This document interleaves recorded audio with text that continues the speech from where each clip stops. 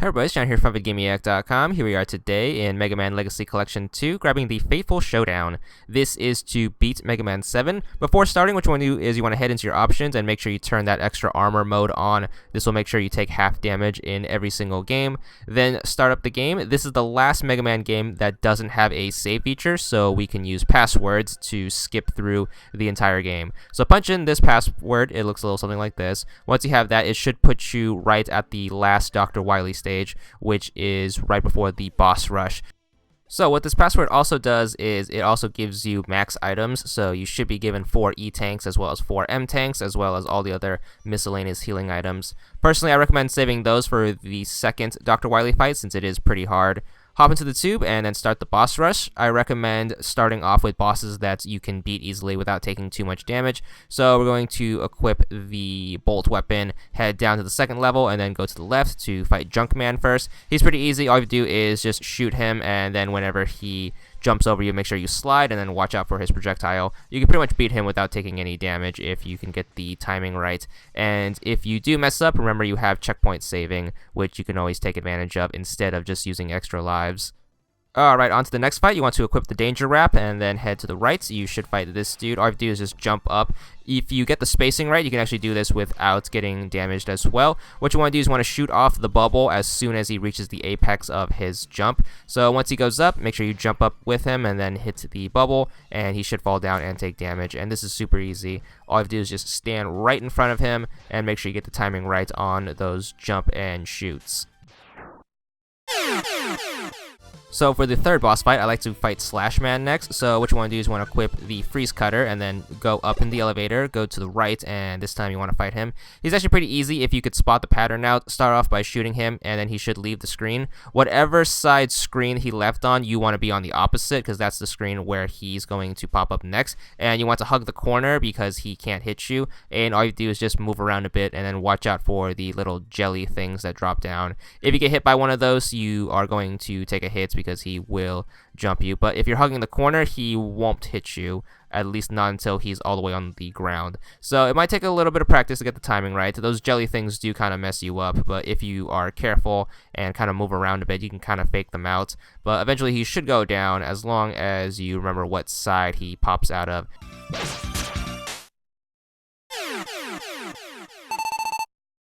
For boss number 4, we are going to go down 2 levels, so this should be level 3. You want to head to the left. Make sure you equip the Noise Collar. This is going to be the fight against Turbo Man. So to fight him, all you have to do is just shoot him with the Noise Collar. Remember, it gains damage if you can ricochet it off the wall and hit yourself with it first. Your character should glow, and then if you shoot it, it will do twice as much damage. So basically what you want to do is you want to shoot it, make sure you're charged up, and then you want to jump over him, and as you're jumping over him, turn around and then shoot once he turns back into his robot mode.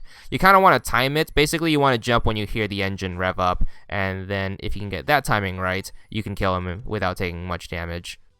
Next fight is going to be against Mega Man NT Warrior villain Darkman, so head all the way to the bottom, head to the left. You want to equip the W coil for this. He's a little tricky since he can swoop in and try to attack you, but the trick is to try to stay underneath him. If he swoops down, try your best to slide out of the way, because if he grabs you, he will suck your health as the vampire he is, and that will make the fight take longer, obviously. So just jump up and then try to hit him with the side of the coil, and you should be good for this boss fight. It's actually pretty simple.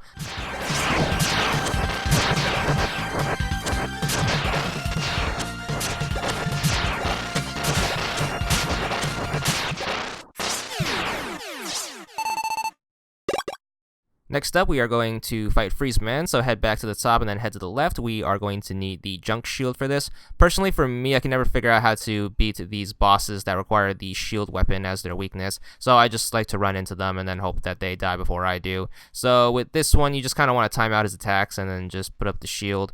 Careful for his stalactite attacks, and once you hit him enough times, he should go down. He actually goes down pretty quickly because there's no real strategy to this, at least none that I could find. Alright, next up, we are going to go down here. You are going to need the Slash Claw to fight this one, so make sure you equip that, head on inside. With this one, it's very easy to get overzealous with the Slash Claw, which will waste its power, so if you do run out, just switch over to the Mega Buster and then start using charge shots. This is one of the more simpler bosses, but since you can go a little overboard on overexerting your slash claw, it's best to keep in mind that you can defeat this guy using the charged up buster. His pattern's also really simple. He's just going to jump up and then shoot out 2 spring punches. You can very easily move out of the way and get those. But other than that, he doesn't really have any surprises. Just be a little careful and make sure you switch weapons when you need to, and you should be good for this fight.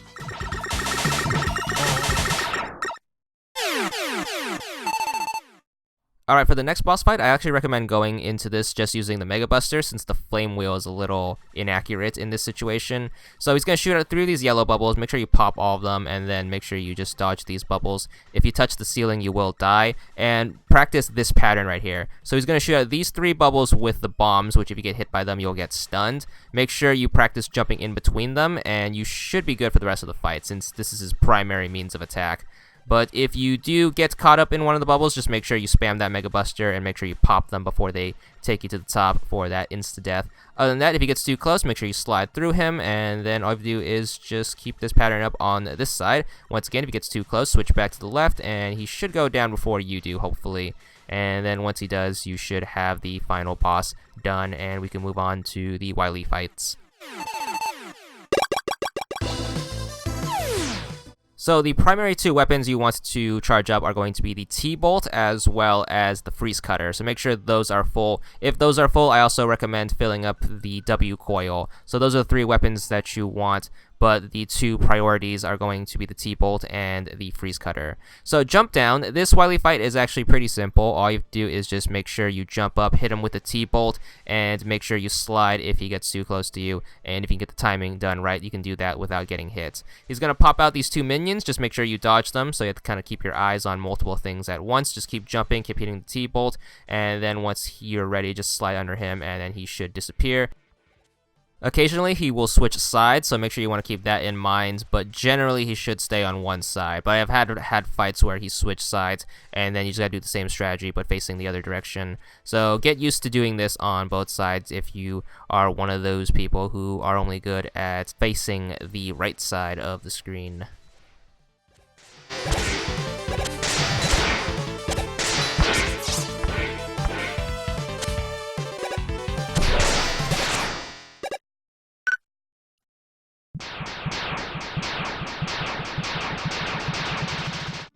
Alright, the second fight is a little brutal since he shoots out these homing elemental attacks that are very, very difficult to dodge. So my best advice is to get a weapon that can shoot in almost 8 directions, which is going to be the Freeze Cutter, since he's going to pop up, and then which one do you want to hit him with the Freeze Cutter going up. You can also use the W Coil, however, the W Coil has a really hard time hitting him when he's at the top of the screen, so I recommend sticking to the Freeze Cutter unless it runs out of ammo, then switch over to the W Coil. But remember, that coil can only hit him when he's in the middle or at the bottom of the screen.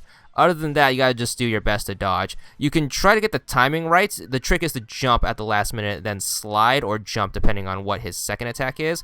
But thanks to our stash of E-Tanks that we saved up and didn't waste on the boss rush, we can just use those whenever we take too much damage.